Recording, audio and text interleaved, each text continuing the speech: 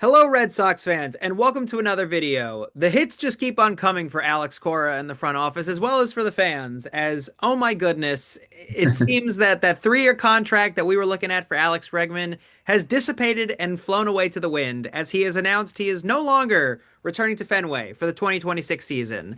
And it is a huge upset for the Red Sox after a rough end to the season. And now our star third baseman is leaving Boston, and we're here to talk about it. So, Brandon, how you feeling after this incredible breaking news? Yeah, I mean, it's worth pointing out, obviously, that this Alex Bregman opting out of his contract does not mean that he can't return to Boston. It obviously just means it's super unlikely. I put a piece up on the front page of Talk Sox when the news broke that, simply put, this was the idea when they agreed to this 3-year, $120 million contract. Bregman wanted a much bigger deal last offseason. He wanted $200 million on a long-term contract. We know he didn't get that, and we know he had to settle for a short-term deal. So he did what a lot of stars have done in recent years, which is he took a contract with a really high average annual value, like a yearly salary, $40 million. Obviously, there were some deferrals in that, but he got a $40 million salary for 2025. And then with the decision that if he played well, as he did in the first half, he would be able to re-enter free agency, which is exactly what's happening now. Obviously, it would have been nice to see him come back for 2026 because obviously third base is definitely a question that's up in the air right now. Both of the corner infield positions are for the Red Sox. But this isn't surprising to me. I mean, Red Sox fans have been preparing themselves for this all year. Well, again, with the way he played in the first half, it was really a guarantee. Obviously, the second half was a little more shoddy, but overall, I just think that Bregman could still return to Boston. Who knows what his free agent market's going to look like? We can touch on that in a second. But overall, this is just a situation where the Red Sox now have freed up some more money, on the payroll for next year, and they're going to need to put it to good use if they hope to remain competitive. Yeah, look, I think that you and I talked before we started this video that Bregman was really hot in the beginning of the year. He had an injury, and then for the rest of the year, the pieces kind of fell out of place, and he wasn't really performing incredibly, even during the wild card, season. It was not, Alex Bregman's, shining star moments. So I don't want to say it is a huge loss if he does not return to Fenway officially for next year. I think there are other questions that arise where when Rafael Devers left, it was this whole thing of look, he went back and forth between the third base, arguing, I want to stay in my position. He went to the DH slot. They made this big stink of, Bregman's going to be in this slot now. And now we have this whole other question of who's going to be in the corners. Hopefully Tristan Casas is back and we have defense in first base again. But this brings up a whole myriad of questions for defense.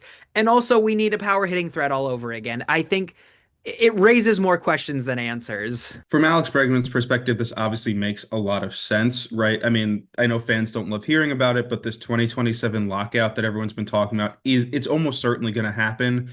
No one knows how long it'll last. Obviously, the last lockout was a big issue 4 or 5 years ago at this point.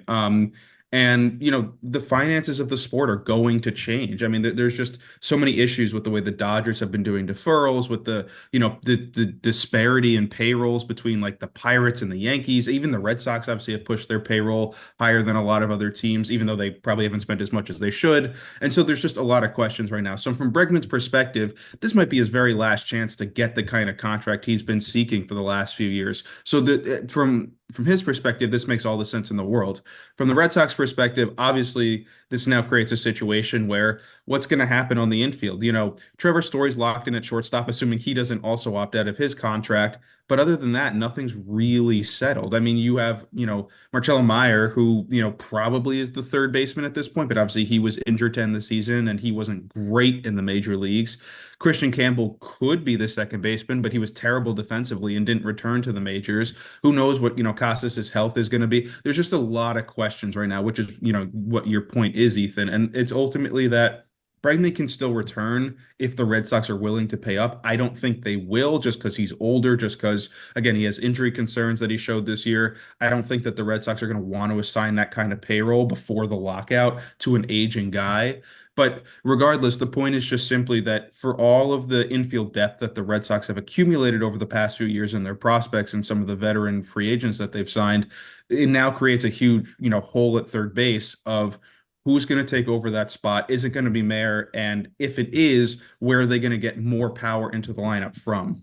And again, I think something I kind of want to end on here. There's really two things I want to end on, but one, this is where I always go back to that dreaded trade deadline, where again we didn't make a lot of moves, and we're feeling the kind of negativity from it, where we didn't make a lot of moves, and again I think we were hoping that we didn't have a lot of injuries, we weren't going to lose players, but here we are. Alex Bregman is leaving, so we're looking towards the farm system again. Who's going to get the call up next? Like you said, is somebody that is one of these younger guys that already got the call up, who's on the injury list, going to return for spring training and take Bregman's spot? It's completely up in the air at this point. And again, maybe the Red Sox are going to make some new investments. Who's to say? Again, they have the money to burn, but at the same time, with 2027 only a few, years away, not even a few years away, it's so close. It is so the economic climate of baseball is so close to ever changing that I think that all of the MLB is very worried for it. And Mhm. again, I always say it, only time can tell. The other question I think for fans of Alex Bregman, although this is a Red Sox site, is where is he going to go next? It is a very interesting question to ask. We'd love to hear what your thoughts are in the comments of what do you think Alex Bregman is going to do next? Are you sad that he may not return to Fenway next year? Or do you think this is the right move? Who do you think is going to end up at third base? We'd love to hear your comments in the comment section below.